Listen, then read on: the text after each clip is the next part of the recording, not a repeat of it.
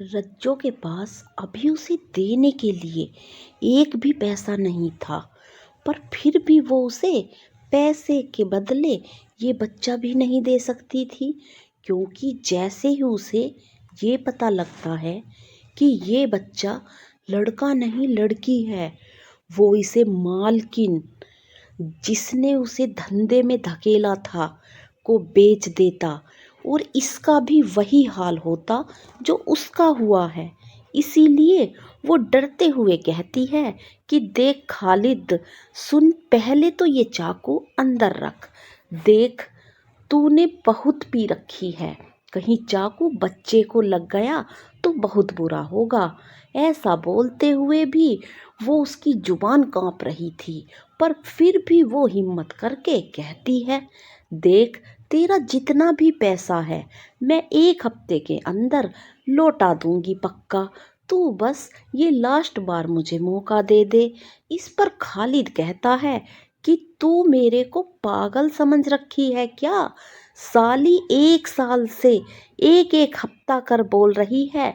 मेरे को आज ही अभी के अभी मेरा सारा पैसा चाहिए, नहीं तो ये बच्चा मुझे दे और अपना सारा कर्जा चुकता कर। ऐसा बोलते हुए वो रज्जो के हाथ से बच्चा छीन लेता है और जैसे ही बच्चा उसके हाथ आता है तो वो देखता है कि ये तो लड़की है। तो ये चीज देखकर उसकी खुशी का ठिकाना ही नहीं रहता, क्योंकि इसकी उसे अच्छी कीमत मिलने वाली थी। इसीलिए वो रज्जो को धक्का देकर उस बच्ची को लेकर वहां से चला जा रहा था कि पीछे से उसकी पीठ में रज्जो ने चाकू भोंक दिया और उसके हाथ से बच्ची छीनते हुए वहां से भाग जाती है।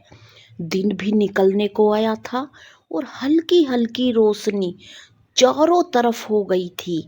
इससे पहले कि कोई उसे इस बच्चे के साथ पकड़ लेता और मालकिन के पास ले जाता, वो सबसे पहले नजरें बचाकर चोल से बाहर आ जाती है और स्टेशन जाने के लिए रिक्शा पकड़ लेती है। उससे सबसे पहले नजरें बचाकर चोल से बाहर आ जाती है और स्टेशन जाने के लिए रिक्शा पकड़ लेती है। उसे अब कुछ भी समझ नहीं आ रहा था कि ये सब उससे क्या हो गया। अब वो कहाँ जाएगी, क्या करेगी, किससे कहेगी, कुछ भी समझ नहीं आ रहा था। वो बहुत टेंशन में थी और उसकी ये टेंशन उसके चेहरे पर भी साफ नजर आ रही थी। ऊपर से उस बच्ची का रोना उसे और परेशान कर रहा था। इसीलिए वो ऊपर वाले को याद करके मन ही मन कहती है कि ए माँ, तूने इस बच्ची को मेरी जिंदगी में लाकर मुझसे ये क्या करा दिया है। अब मैं इस बच्ची को लेकर कहाँ जाऊंगी, क्या करूंगी। अब तो मैं इसे लेकर पुलिस स्टेशन भी नहीं जा सकती। हे माँ दुर्गा, मदद कर। ऐसी प्रार्थना करते हुए वो स्टेशन की तरफ जा रही थी कि तभी सामने की ओर से आती हुई सबीना उसे देख लेती है और जब वो उसके साथ एक बच्चे को देखती है तो टैक्सी वाले को रज्जो की टैक्सी का पीछा करने को कहती है। अब आगे आगे रज्जो की टैक्सी और पीछे पीछे सबीना की। सबीना उसे कॉल भी लगा रही थी, पर रज्जो तो अपना फोन ही उठा नहीं रही थी, क्योंकि वो तो अपना फोन वहीं रूम पे भूल आई थी। ऐसे में जैसे ही रज्जो की टैक्सी रेलवे स्टेशन पर रुकती है और वो उसमें से निकलकर स्टेशन के अंदर जा रही होती है, तो तभी पीछे से सबीना उसे आवाज देकर रुकने को कहती है। सबीना की आवाज सुनकर रज्जो को लगता है कि ऐसा तो नहीं कि मालकिन को पता लग गया हो और उन्हीं ने इसे मेरा पीछा करने को भेजा हो। इसीलिए वो बिना पीछे मुड़े बच्ची को कस के सीने से लगाती है और तेजी से स्टेशन के अंदर भीड़ में जाकर छुप जाती है। वहीं सबीना इस सोच में कि रज्जो उससे छुप क्यों रही है और ये उसके हाथ में बच्चा किसका है, कहीं उसने किसी के बच्चे को चोरी तो नहीं कर लिया, ऐसा सोचकर उसे स्टेशन के अंदर ढूंढने लगती है।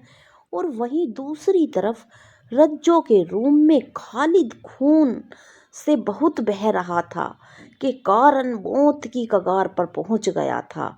रज्जो के चाकू ऐसी जगह पर मारा था कि वो चाह कर भी हिल नहीं पा रहा था, और उसकी आवाज सुनकर भी कोई उसकी मदद करने नहीं आ रहा था, क्योंकि सभी उसके बारे में जानते थे कि वो चोल की हर एक लड़की उससे नफरत करती थी, क्योंकि वो पैसे के लिए किसी भी हद तक जा सकता था।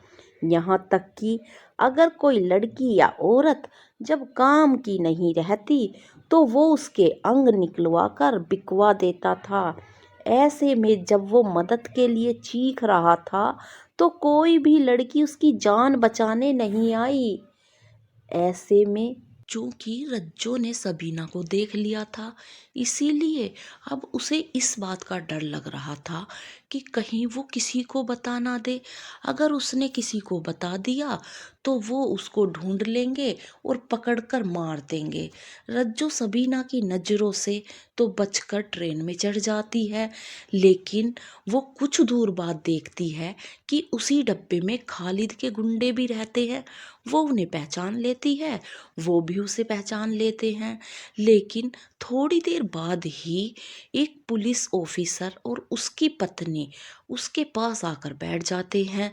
तो जो वो गुंडे होते हैं वो उसको पकड़ते नहीं हैं, लेकिन वो भी भांप लेती है इस बात को और ऑफिसर से बातें करने लगती है उसकी पत्नी से, और आगे जाके बताती है कि ये गुंडे मेरा पीछा कर रहे हैं।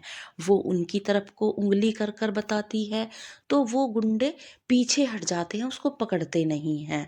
इसीलिए वो उन्हें वापिस आने को बोल देता है जो उनका मालिक होता है।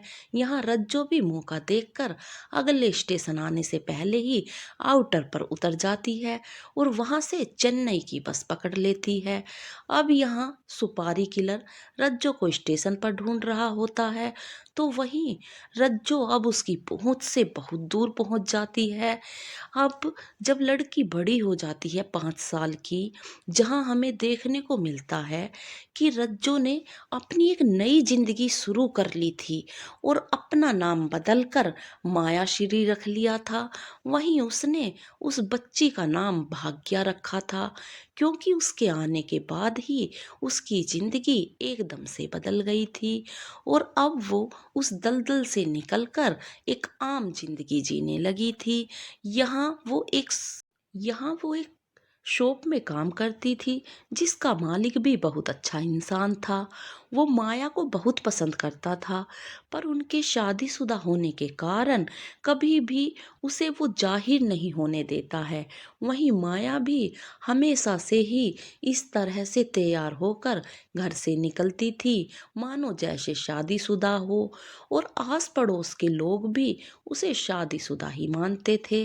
पर आज तक उनमें से किसी ने उसके हस्बैंड को नहीं देखा था, इसीलिए अब उनको उस पर शक होने लगा था। पर इससे पहले कि वो माया पर शक करते, उससे पूछते, एक दिन माया ही पड़ोस की औरतों को नाश्ते पर बुलाती है और उनसे बताती है कि उसका हस्बैंड किसी और औरत के साथ रहता है, इसीलिए उसने उसका घर छोड़ दिया और अपनी बेटी को लेकर यहाँ आ गई। ऐसा कहकर माया ने एक तरफ यहाँ आस पड़ोस के लोगों के दिलों में हमदर्दी पैदा कर दी थी, तो वहीं दूसरी तरफ उसने उनके शक के कीड़े को पैदा होने से पहले ही मसल दिया था। पर वो भाग्य का क्या करती, जैसे जैसे वो बड़ी हो रही थी वैसे वैसे वो अपने डैड से मिलने की जिद करने लगी थी। पर माया हर बार किसी ना किसी बहाने से उसे समझा बुझाकर शांत करा देती थी, पर वो ऐसा कब तक कर पाएगी। वहीं दूसरी तरफ जो उस लड़की के माँ बाप भी थे, उनको भी पता नहीं था कि उनकी बेटी कहाँ है।